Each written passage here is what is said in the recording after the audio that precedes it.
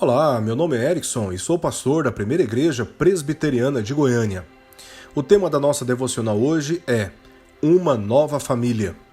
Me dirijo a todos que se sentem sozinhos e alheios a experiências familiares significativas, com a finalidade de consolá-los e orientá-los a se apegar ao povo de Deus. Lerei o texto que se encontra na Epístola aos Efésios, capítulo 2, verso 19, que diz assim: Assim, já não sois estrangeiros e peregrinos, mas concidadãos dos santos e sois da família de Deus. O capítulo 2 de Efésios se concentra na vida do cristão, abordando seu passado, presente e futuro. Revela como era a sua vida antes de crer em Cristo, como é e deve ser depois dessa fé, e qual é a finalidade de tudo isto: mostrar nos séculos vindouros a suprema riqueza da graça de Deus em bondade para conosco em Cristo Jesus. Verso 7. É nesse sentido que o apóstolo Paulo apresenta 6 descrições da igreja, que é a união de todos os que possuem a mesma fé em Cristo, entre os versos 19 e 22.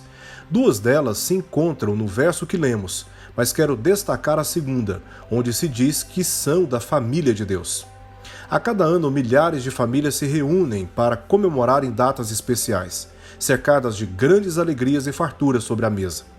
Contudo, esta não é a realidade de muitas outras, que nestas mesmas datas sofrem a solidão e a tristeza.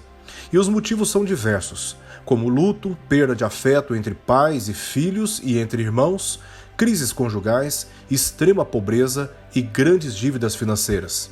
Sem minimizar o drama de todas estas tristes realidades, a palavra de Deus nos chama a atenção para o fato de que os cristãos são todos membros de uma só e nova família. Quando Jesus estava na cruz, vendo a sua mãe e junto dela um dos seus discípulos mais jovens, disse: Mulher, eis aí teu filho. Depois disse ao discípulo: Eis aí tua mãe. Dessa hora em diante, o discípulo a tomou para casa. Lemos este verso no Evangelho de João, capítulo 19, versos 26 a verso 27. Jesus ali confiou os cuidados de um para com o outro, típicos de uma relação entre mãe e filho, apesar de não terem sido nem mãe nem filho um do outro. Assim, desde aquele momento se tornaram parte da mesma casa, mas também de uma nova realidade familiar. Em Atos capítulo 1, versos 12 a 14, lemos que Maria e João se juntaram a outros crentes em Jerusalém, na comunidade cristã primitiva, experimentando a amplitude do que significa ser irmão e irmã como membros da família de Deus. Assim, aos pés da cruz, uma nova família nasceu e nasce, não baseada em laços de sangue, mas em laços de uma fé poderosa e especialmente gerada em Jesus, o Filho de Deus. Essa família é criada por Jesus, fundamentada pelos ensinos apostólicos, mantida por unidade e lealdade compartilhadas. Embora nem todos possuam uma família para compartilhar das alegrias em datas festivas, todos os que creem em Cristo são membros de uma família, a família de Deus, com a qual podem compartilhar suas vidas, seus fardos, suas alegrias. Ela ainda não é perfeita, mas suficiente para o nosso bem. Parte do propósito de Deus em nos salvar é de nos tornar membros da sua família. Portanto, nos integremos a uma igreja e não percamos nenhuma oportunidade de crescermos na fé e nos relacionamentos, promovendo amizades saudáveis, ajudando e nos permitindo ser ajudados. É totalmente possível que nos sintamos sozinhos pela ausência de pessoas que amávamos ou amamos.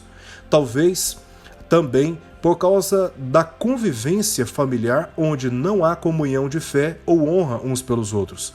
Mas Deus nos dá a oportunidade de desfrutarmos da sua família, sermos acolhidos e amparados por ela. Tratemos, portanto, uns aos outros como verdadeiros irmãos e irmãs, eliminando malícias, competitividades ou desafetos.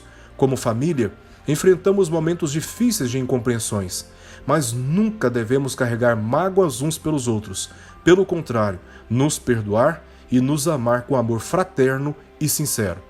Também, em último lugar, enriqueça as suas convicções da palavra de Deus sobre as questões fundamentais da fé cristã, pois estes são os laços que nos unem e nos permitem experimentar o que significa ser da família de Deus. Oremos. Senhor, diante desta palavra, rogamos ao Senhor que nos ajude a conviver uns com os outros, baseados na mesma fé, com amor, com compreensão, com tolerância, com paciência e com misericórdia. Também pedimos ao Senhor que conforte o coração daqueles que em datas especiais durante o ano sofrem com a solidão e com a tristeza.